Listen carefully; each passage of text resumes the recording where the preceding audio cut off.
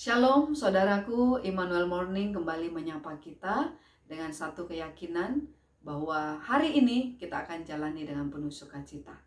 Mari kita berdoa. Tuhan, berkatilah kami dengan firman-Mu supaya kami boleh kuat melewati hari-hari walau kami tahu Tuhan, kadang kami pun jatuh dalam dosa. Tapi biarlah Tuhan kami tidak tergeletak, melainkan kami bangkit untuk berjalan bersama Tuhan. Dengan firman-Mu kami percaya Engkau ada. Dalam nama Yesus kami berdoa. Amin. Saudara, Immanuel Morning di weekend ini menyapa kita dengan satu tema, mengkhawatirkan hukuman, yang terambil dari Kejadian pasal yang keempat ayat yang ke-13. Kata Kain kepada Tuhan, hukumanku itu lebih besar daripada yang dapat kutanggung. Mengetahui kisah tentang Kain dan Habel, ini adalah kisah yang sangat unik karena ada dua saudara yang berselisih sampai berakibat yang fatal. Oleh karena persembahan yang diindahkan Tuhan dan persembahan yang menjadi pertanyaan bagi Tuhan. Nah, saudara, yang akan kita soroti ketika Tuhan bertanya kepada Habel, tuh ia berpura-pura tidak tahu. Ketika kita melakukan dosa, sering sekali kita merasa masa bodoh. Ketika kita sedang memfitnah orang, menyakiti orang, mengatai orang, kita seakan merasa tidak bersalah. Tetapi sesungguhnya Tuhan sedang bertanya kepada kita, apa yang sedang engkau lakukan?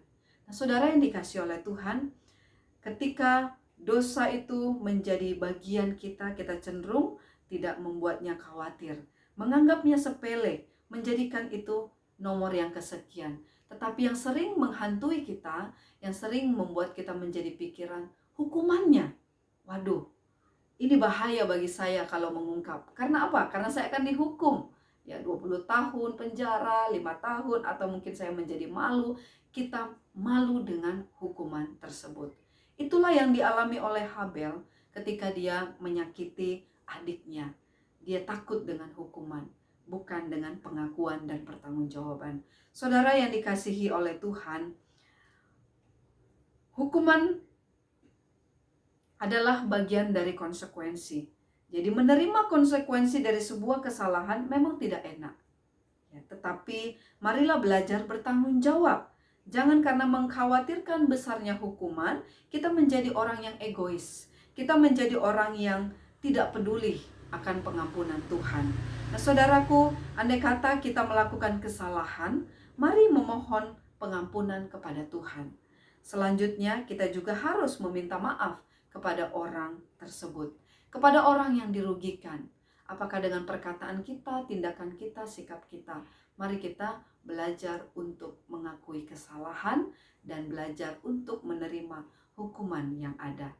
Diberkatilah kita sepanjang hari ini, jalanilah bahwa Tuhan mengasihi kita dan Tuhan menantikan kita untuk mengaku dosa kita, meminta kita untuk diubahkan oleh Tuhan. Kata bijak kita, perasaan yang hanya selalu mengkhawatirkan hukuman tidak akan pernah menuntun seseorang kepada pertobatan. Jadi hukuman itu nomor sekian, tapi pertobatan menjadi hal yang nomor satu. Selamat melangkah sepanjang hari ini. Tuhan Yesus memberkati. Shalom.